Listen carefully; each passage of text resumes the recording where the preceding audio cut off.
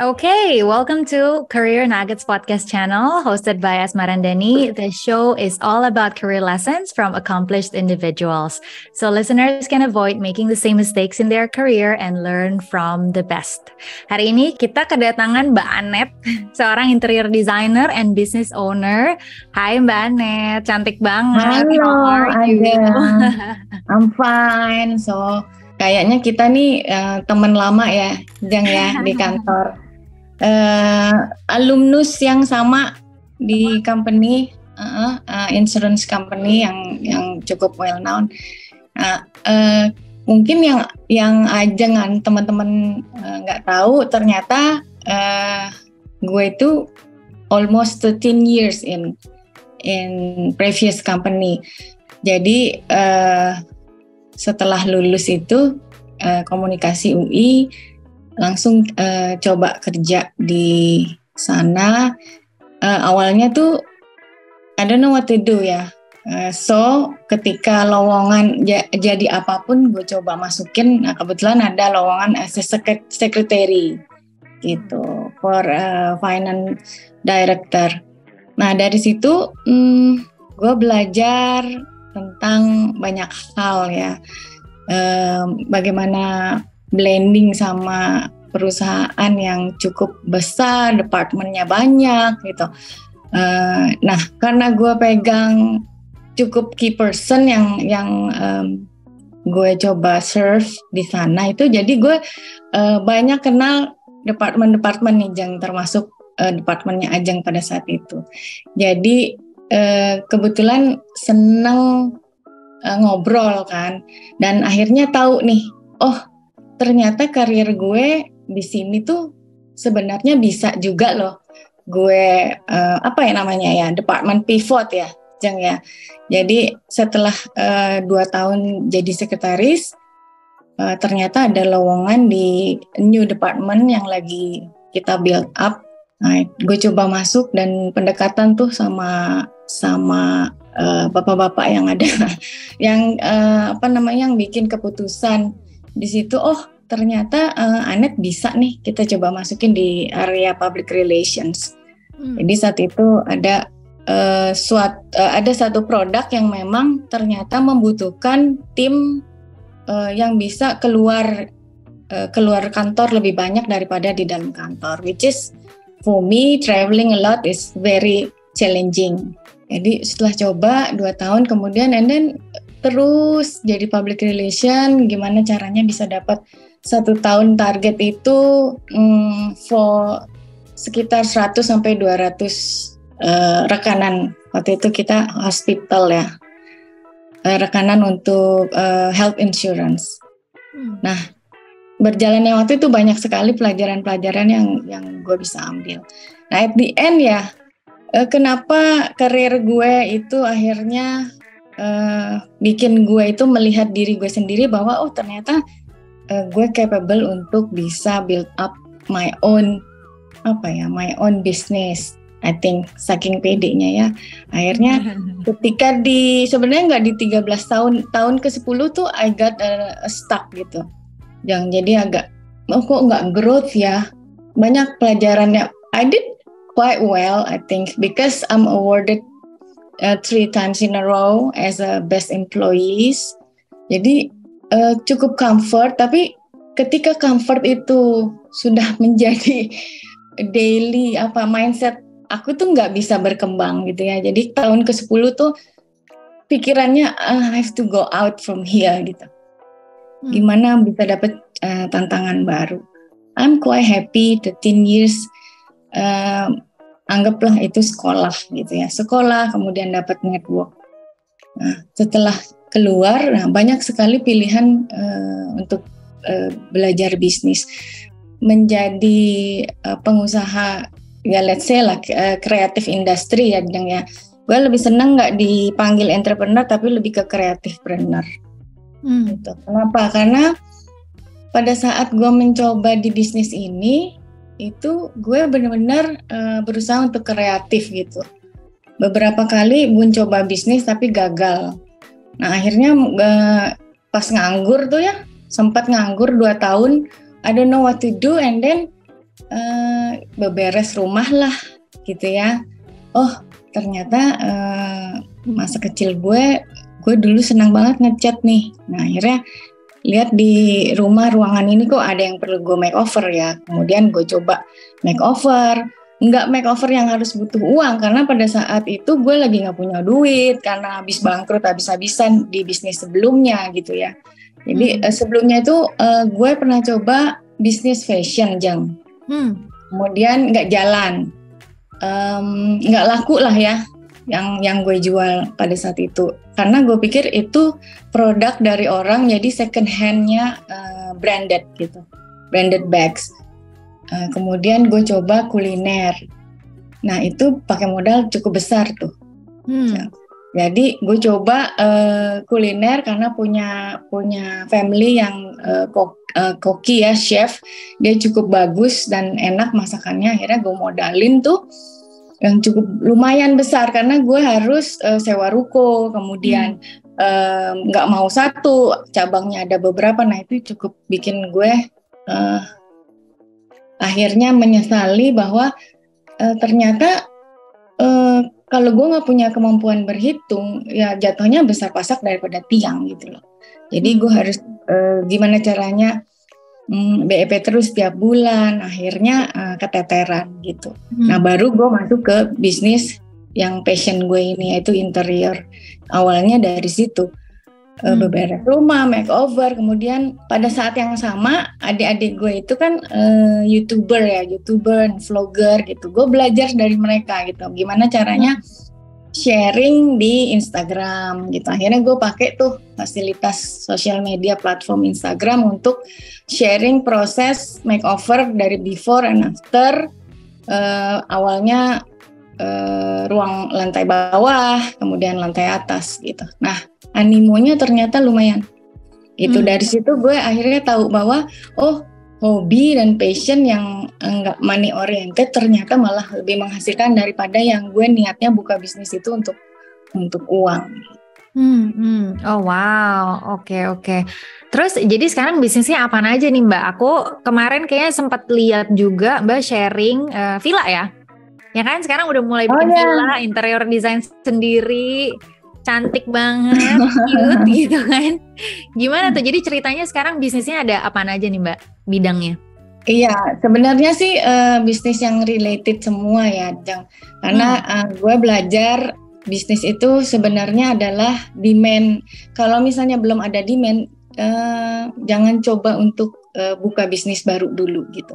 Nah itu sebenarnya ketika gue buka Tegel Suryo, itu sebenarnya adalah demand dari saat gue makeover rumah-rumah orang. Kenapa rumah orang itu gue pakein tegel? Karena memang customer gue kebanyakan itu rumah mungil dan budgetnya mungil gitu. Jadi challenging banget lah buat gue.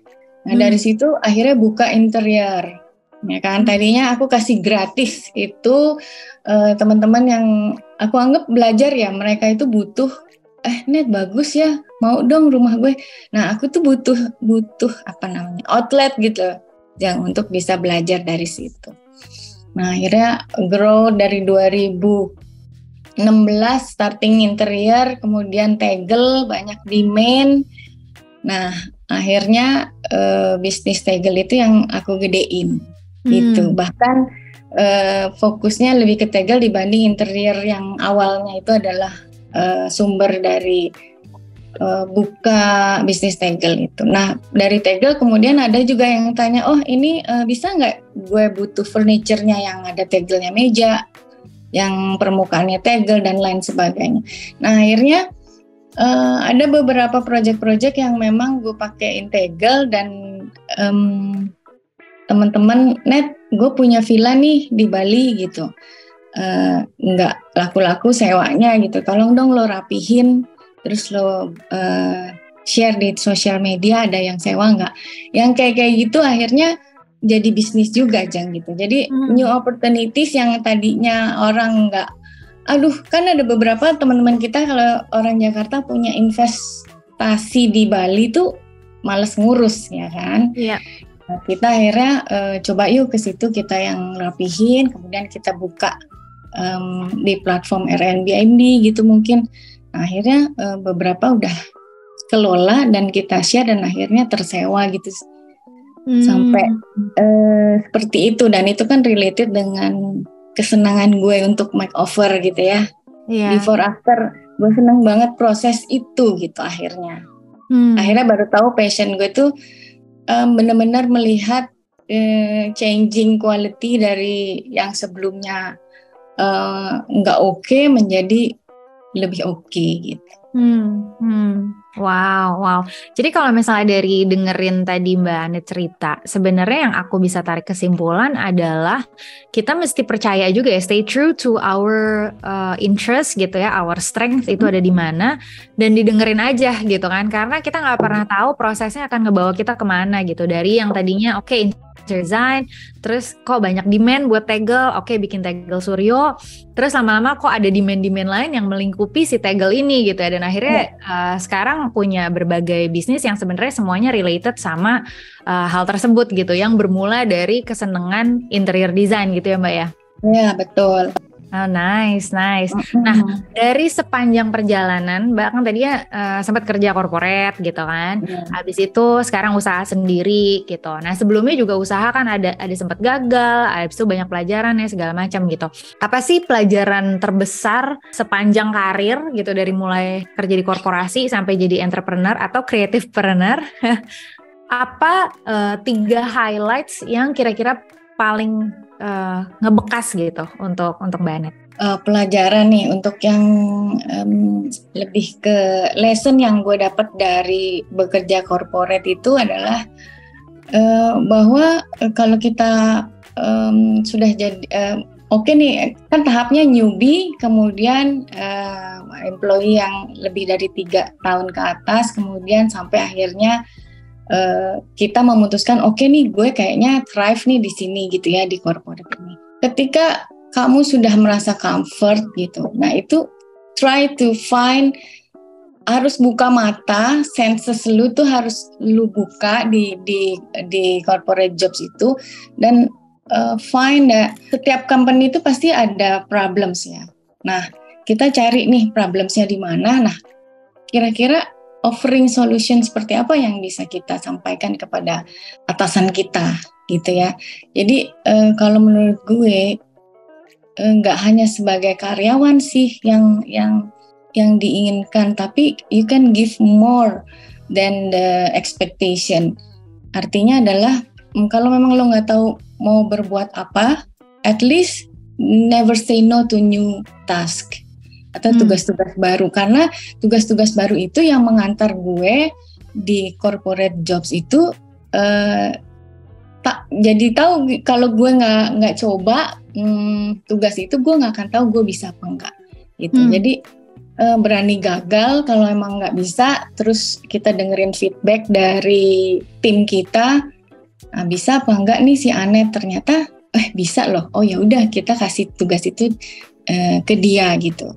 Dan menurut gue atasan kita pun gitu ya, sebenarnya jujur nggak peduli lah sama kita gitu, nggak peduli kita tuh siapa, kita tuh bisa apa, tapi dia tuh peduli sama problem-problemnya mereka gitu loh. Jadi ketika kita mendekati mereka, kita udah tahu nih problem yang ada di company ini sedikitnya adalah ini, dan gue bisa jadi solusi di situ gitu. Jadi nggak hanya jual kepintaran kita, tapi kita juga harus jual solusi gitu ke mereka. Jadi itu sih yang bisa bikin karir di corporate itu lebih baik daripada sebelumnya, selalu growing itu. Nah kalau di bisnis adalah itu tadi satu, ternyata tidak semua bisnis itu membutuhkan modal besar, Jam.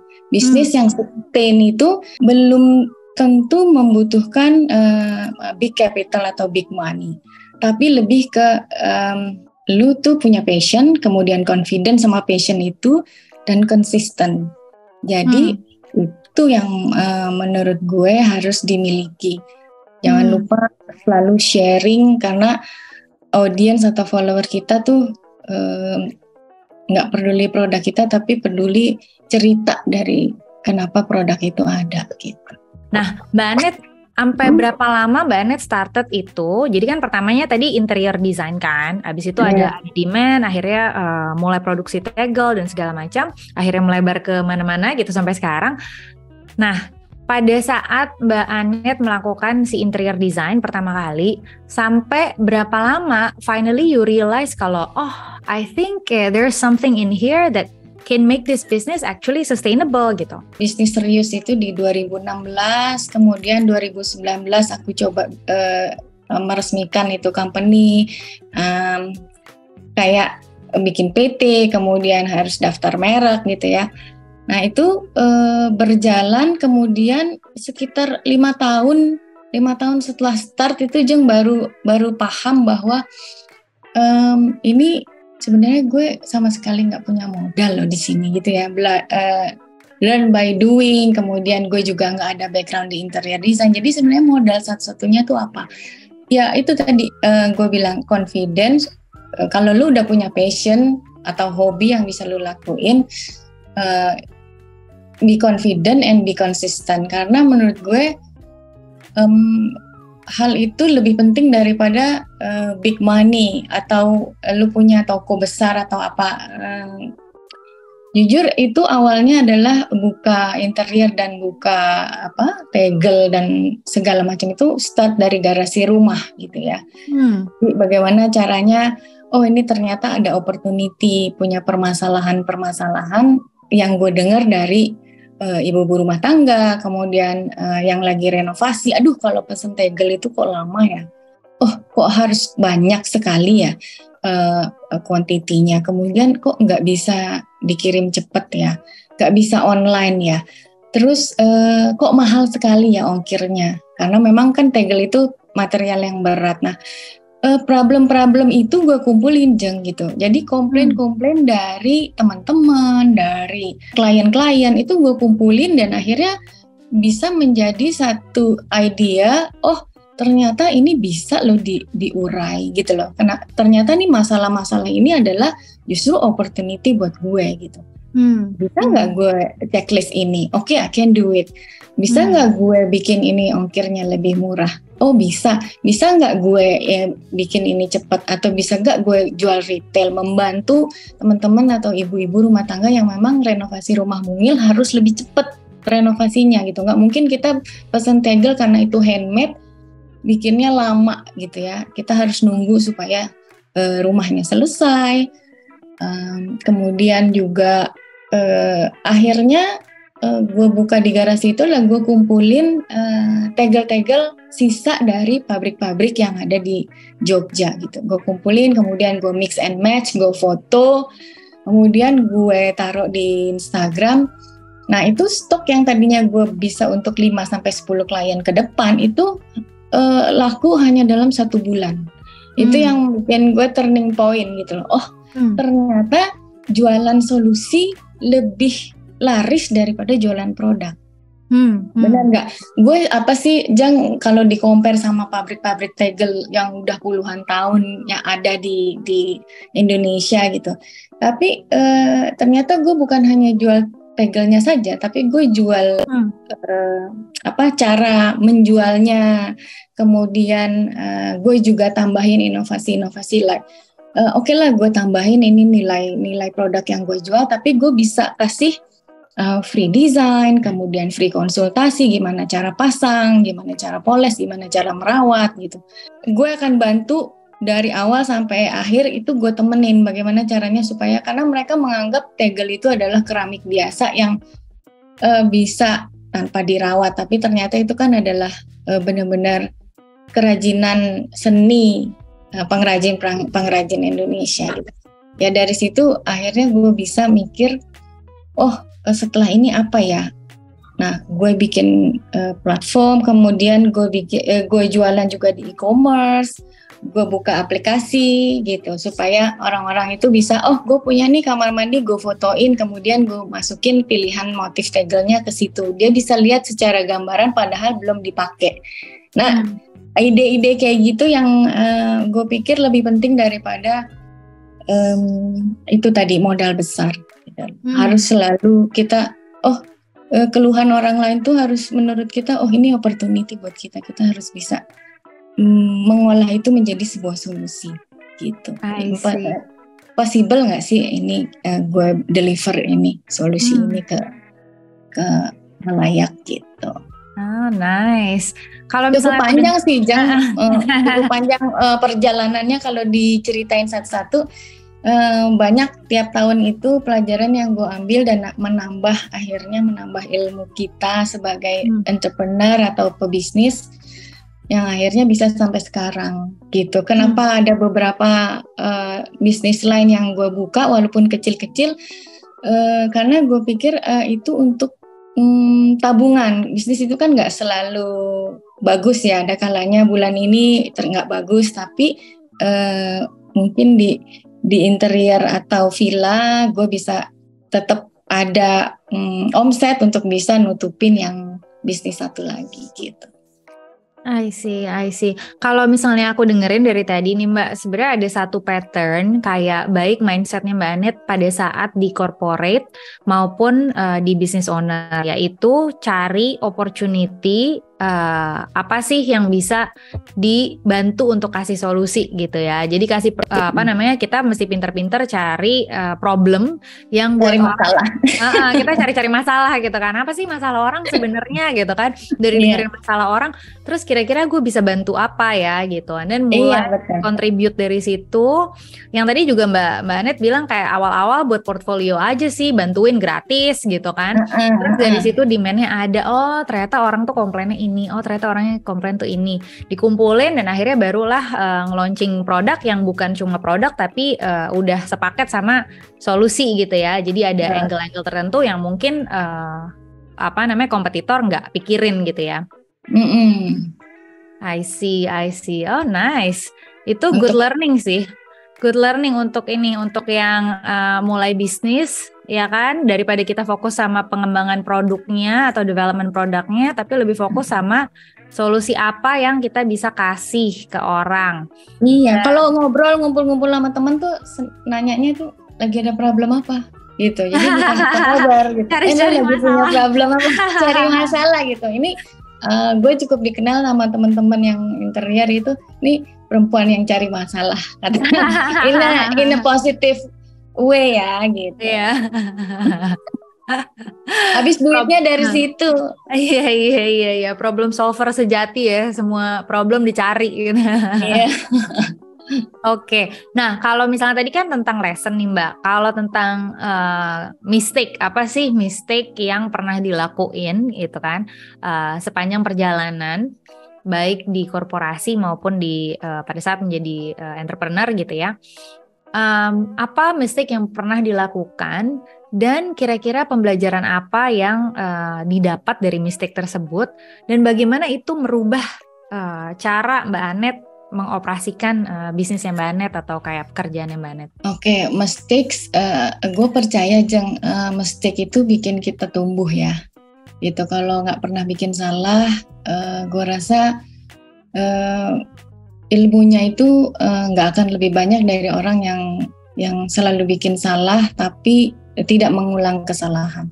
Gitu. Mistake yang paling gue sesalin itu adalah gue nggak belajar dari awal tentang diri gue sendiri gitu loh. Weakness gue itu apa, kekuatan gue apa, gue kerennya ngelakuin apa sih gitu. Terus dari situ kalau misalnya gue pikir ya, kalau kita bisa belajar lebih awal tentang diri kita juga lebih cepat kenalan sama apa sih peran kita di dunia ini. Gitu loh. Kita tuh kenapa sih kita dikasih kelemahan ini dan dikasih kekuatan ini gitu. Nah yang bikin kenapa cukup disesali adalah ya gue terlalu fokus juga di sekolah untuk belajar hal yang bahkan gue nggak suka gitu ya.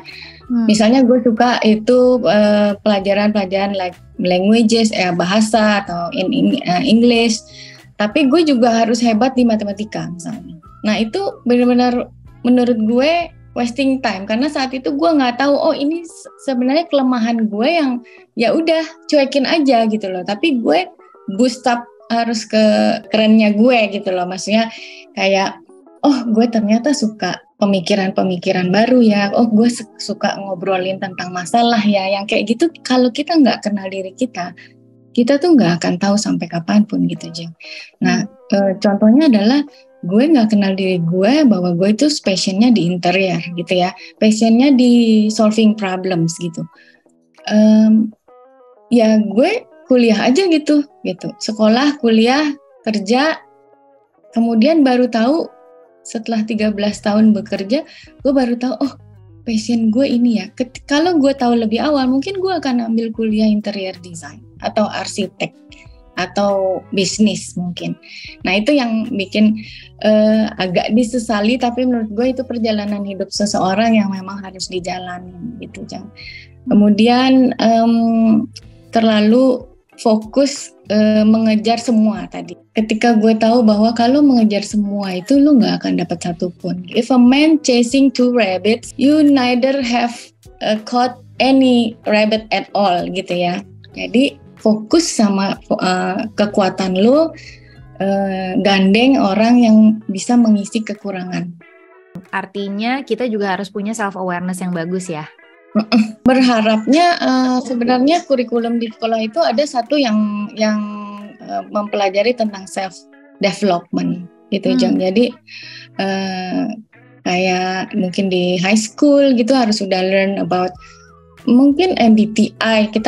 Kalau Ajeng pernah dengar buku MBTI itu kan mempelajari karakter orang, karena menurut gue itu sangat penting dan merubah pola pikir itu.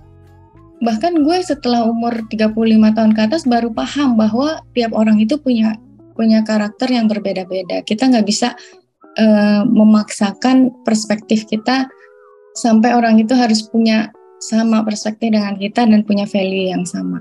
Nggak lagi baru 35 tahun umur gue itu baru paham bahwa kita tuh jangan terheran-heran lah sama sifat orang gitu ya. Ya itu sudah emang chipnya dari situ gitu. Jadi itu sih yang kalau menurut gue kalau udah diajarin dari awal, I think kita semua jadi akan less fighting, less forcing yang menurut gue akan wasting time gitu. Jadi bisa digunakan untuk waktu kita tuh untuk hal-hal yang berguna dan fokus sama our strengthness gitu. Kalau MBTI apa nih Mbak? Kalau Mbak Anet apa ini? Kalau aku kenanya selalu di INFJ. INFJ. Oke. Ajeng apa? Aku INTJ. Sure. Enak dong. Berarti kita sama, cuma beda di T sama F aja ya? Iya. Kita nanti kapan-kapan bahas itu ya, seru tuh. Iya. Oke, nah pertanyaan terakhir nih Mbak sebelum kita nge-wrap up. Kalau ada satu wisdom nugget yang bisa di-share ke our listener, what would that be?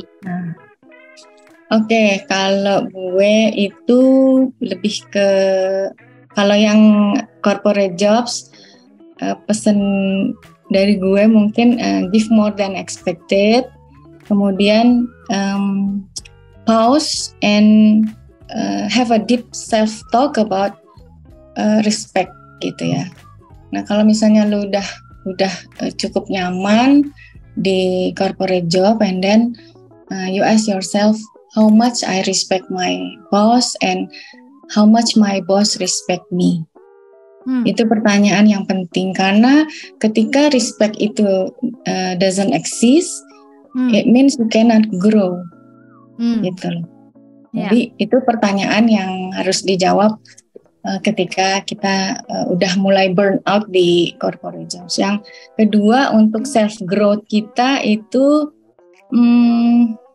be the person that you needed as a child. Ya, karena kita ketika kita kecil itu kita punya banyak hal yang mungkin ketika kita looking back, oh ternyata gue lack of that gitu ya. Nah, I wanna be that person who feel the feeling and the whole trauma atau kekosongan yang bisa gue isi saat ini. Karena inner child kita kan kita bawa sampai kapanpun. Ketika kita udah fokus juga dengan inner child kita, gue rasa berhubungan dengan bisnis atau pekerjaan atau komunikasi dengan orang lain, dengan keluarga kita, I think it's better. Harus isi gelas kita dulu ya, penuh. Nah, ketika sudah luber, baru kita bisa membahagiakan orang-orang di sekeliling kita. Gitu aja. Nice. Seru banget ngobrol sama kamu. Ini wisdom nuggetnya dalam banget ya. Yang terakhir ini ada hubungannya sama trauma, sama inner child. Aduh, berat. Iya banget. Tapi benar sih, apapun yang kita kejar gitu, pekerjaan apapun yang kita jalani, kalau misalnya kita bahkan nggak ngerasa happy gitu ngejalaninnya, kita nggak bikin anak kecil di diri kita itu bangga sama apa yang kita lakuin, dan itu udah kompas sebenarnya kan. Untuk kita bisa memutuskan path ke depan, apa sih what will make this kid gitu in ourselves proud gitu. Kemarin aku sempat nonton video kayak di YouTube gitu random ya, tapi mirip-mirip sama yang Mbak Anet baru bilang. Jadi ada 2 orang yang kita harus bikin bangga. Yes. Bukan pasangan, bukan orang tua, bukan anak, bukan siapa, tapi diri kita sendiri gitu kan. Satu yang kita umur 8 tahun, satu lagi kita umur 80 tahun. Kalau apa yang kita lakuin bisa bikin 2 orang ini bangga, dan harusnya itu udah cukup jadi kompas gitu ya untuk kita menentukan pilihan-pilihan gitu. Wow. Parameternya itu ya sebenarnya membahagiakan our inner 8 tahun kita sama bikin bangga nanti 80 tahunnya kita. Bener itu. Lumayan buat jadi kompas kalau lagi bingung kayak ini gue harus kemana, ngapain gitu-gitu kan. Jadi I think look within ya. Iya. Sama mungkin kalau yang prakteknya Jeng, kita coba di apa ya, 80-20%, udah pernah dengar belum? Iya, Pareto. Ya, jadi kita fokus di 20% yang bikin kita happy, walaupun itu baru 20%, kita akan bikin itu jadi 30%, 40%, 50%, akhirnya bisa tahu deh tujuan hidup kita itu kemana. Nice.